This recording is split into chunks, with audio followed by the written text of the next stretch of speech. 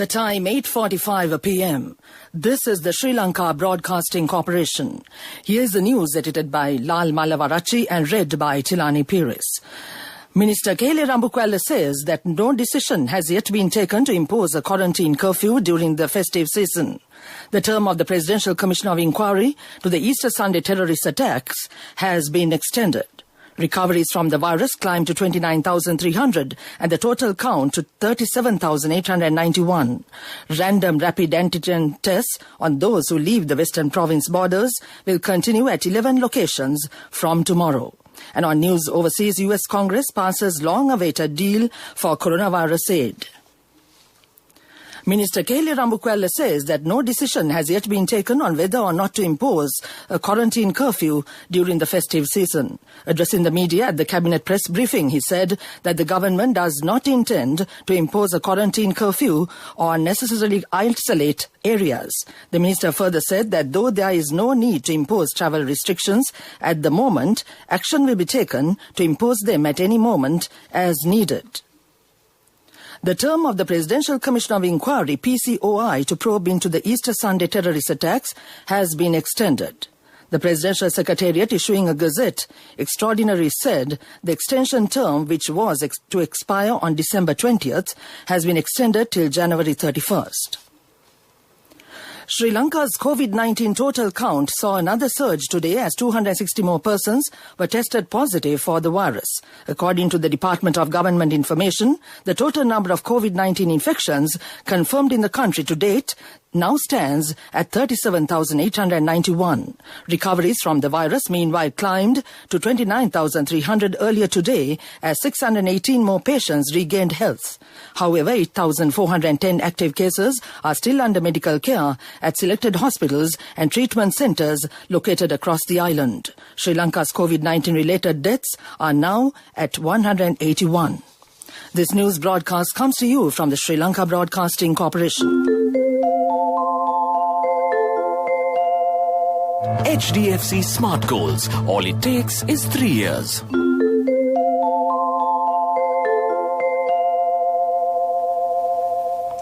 The European Union EU has agreed upon a grant of 18 million euros for the implementation of a project named Project to Assist the Legislature of Sri Lanka.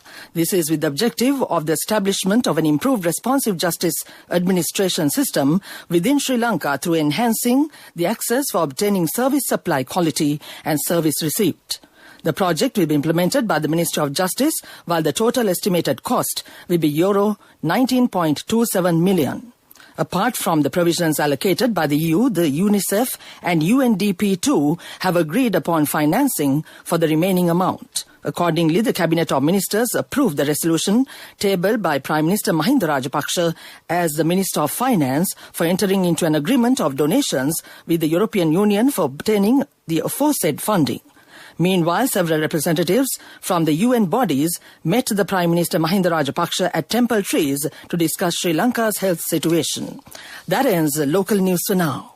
Darling, our daughter has top O-level results. Do you know what this means? Yes, just 3 years and she'll be going abroad for her degree. For which we'll need a bank loan. But is a normal loan the smartest option? What else? The smartest way is to start an HDFC Smart Goals account. Let your child begin their degree with no delays. Start an HDFC Smart Goals account. Call 2356 888. Honey, you're so smart. HDFC Smart Goals. All it takes is 3 years. A mother knows the pain of each member of the family. Siddhalepa, the trusted relief for aches and pains. An effective therapy for relief from cold, sneezing, flu, headaches, swelling due to toothaches, rheumatic, discomforts, and muscular aches and pains. Siddhalepa, the Vedha Mahatmya in every home. The main news story is brought to you by Siddhalepa Vedha Mahatmya. Police spokesperson DIG Ajit Rohana says random rapid antigen tests on those who leave the Western Province borders will continue at 11 locations from tomorrow. During a media briefing held today, he said random rapid antigen tests will be carried out at expressways as well. He explained that the purpose of random testing is to expedite the detection of the novel coronavirus cases and prevent sub-clusters from emerging. 11 persons crossing the Western Province borders have been tested positive so far. Police spokesperson further said that persons who test positive for the virus are directed to treatment centers immediately, while those who are travelling in the vehicle with the infected person are moved to quarantine procedure. That was the main news story. The main news story was brought to you by Siddhalepa Vedamahatmya. Brush your teeth twice a day for healthy teeth and gums. Supiriviki and Kakulu, your trusted brands in oral care for many years. Supiriviki Ayurvedic toothpaste for adults. Kakulu Ayurvedic toothpaste for kids. 9 Ayurvedic ingredients of Supiriviki will protect your teeth and strengthen your gums. Supiriviki and Kakulu, products from Siddhalepa. On Watchlight tonight, Anuradhapura Director of Irrigation Kitsiri Valigepola says that Rajanganaya and Yanoya reservoirs have exceeded their maximum water capacity due to heavy rains. 2 sluice gates of Rajanganaya reservoir have been opened by 1 foot each. 1 sluice gate of Yanoya reservoir has also been opened by 1 foot. He said that water capacity of mid-sized tanks is increasing. People living in low-lying areas close to these tanks are advised to be vigilant on rising water levels of irrigation canals. That came to you in Watchlight. And now we continue with world news and the headlines first. US Congress passes long-awaited deal for coronavirus aid. Kabul car bombing kills 4 doctors. BioNTech vaccine approved for EU states. The US Congress has passed a long-awaited $900 billion package of coronavirus pandemic aid after months of political wrangling. Senators approved the bill yesterday, hours after it was passed by the House of Representatives. The aid includes direct payments for many Americans and support for businesses and unemployment programs. The money is to accompany a bigger $1.4 trillion spending bill to fund government operations over the next 9 months. 4 doctors working at a prison in the Afghan capital Kabul were among 5 people killed by a bomb attached to their car, police say. 3 of the dead were women. The 5th was their male colleague's driver. The doctors were travelling to Pulechaki prison where they worked when the magnetic bomb detonated. No group has said it carried out the bombing. Dozens of militant attacks in Kabul have left more than 100 people dead in the past 2 months. The European Union's medicines regulator has recommended the Pfizer-BioNTech coronavirus vaccine for use in the bloc's 27 states.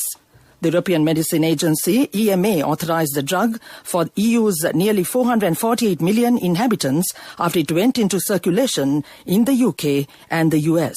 Hours after the EMA's decision, the European Commission gave its own formal approval for the use of the jab.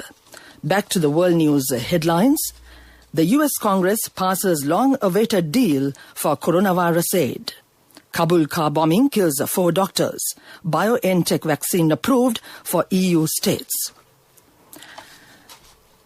Coming up right now, development news. Sri Lanka has been ranked in the second lowest tier of the water security metric as measured by the Asian Development Bank in its Asian Water Development Outlook 2020.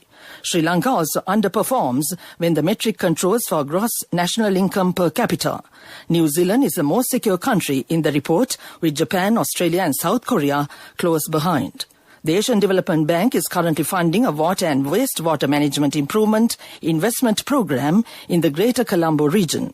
The urban growth rate is the particularly important influence on urban water risk because growing populations need more infrastructure and servicing. Sri Lanka outperforms on urban water security controlling for gross national income.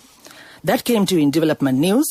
Right now, sports news. The organizers of the delayed Tokyo Olympic and Paralympic Games will spend $900 million on measures to stop the spread of the coronavirus at next year's events. The final budget means the Games will cost $15.9 billion, up $2.8 billion from figures last year.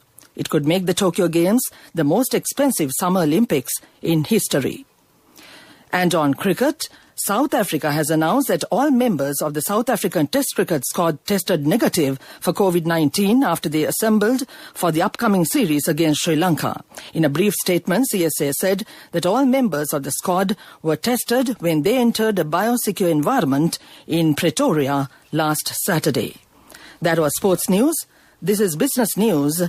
The Academy of Design AOD has conceptualized Sri Lanka Design Festival 2021 with the purpose of promoting the country's designed and made in Sri Lanka initiatives through a series of virtual fashion showcases, design exhibitions, forums and workshops that focus on product innovation, sustainable design, art and creative industries. The Sri Lanka Design Festival 2021 will be held from January 15th to the 19th. The festival will showcase to a global audience through various collaborations and international partnerships. That came to you in business news. Economic news, courtesy of Business Deals, now easy. It just takes a few taps only. Anytime, get it done, all connected. Best discounts with real time. LOLC Real Time. Now download LOLC Finance Real Time app for your LOLC savings account. Attractive interest rates, transactions anytime, anywhere with a zero cost and no benefits. Moving on with economic news, the State Minister of Capital Markets, Ajit Niwad Cabral, says that the proposed stock market developments will take place in the next few months. The stock market was characterized as being optimistic towards the proposed changes. The CSE had previously signalled that it would be de-link the central depository system from the trading system, allowing capital market players to create new products. There were also plans to bring a central counterparty and a new clearing mechanism. The market will function on delivery versus payment basis as opposed to the current practice of shares being transferred and payment due a few days after, Cabral said. That is economic news. Coming up next, the weather report. Congratulations on your promotion. Heard you gave a treat for everyone in your department yesterday. Yeah. When will be our treat, huh? Well, how about today? Oh, no, I was just joking. We'll have a party with your new salary. It's fine. I have my LOLC credit card with me. Let's go out today. Those who spread goodness radiate happiness to everyone around them. Introducing LOLC Finance Credit Cards. Fuel the goodness in you. And now to conclude the weather report, the Met Department says the prevailing showery condition is expected to continue further over the northern and eastern parts of the country. Showers will occur at times in the northern, eastern, north central, central and Uva provinces and in the Hambantota district. Heavy falls above 100 millimeters can be expected at some places in the eastern and Uva provinces and in the Polonnaruwa, Matale and Nuwara districts. Showers or thunder showers will occur elsewhere and heavy falls above 100 millimeters can be expected at some places. That was the weather report. And now to end this news broadcast, the main points once again. Minister Kehlia Rambukwala says that no decision has yet been taken to impose a quarantine curfew during the festive season. The term of the Presidential Commission of Inquiry to the Easter Sunday terrorist attacks has been extended. Recoveries from the virus climbed to 29,300 and the total count to 37,891. Random rapid antigen tests on those who leave the Western Province borders will continue at 11 locations from tomorrow. And on news overseas, US Congress passes long-awaited deal for coronavirus aid. That ends this news broadcast, and now it's back to my good friend and colleague, Victor Raj.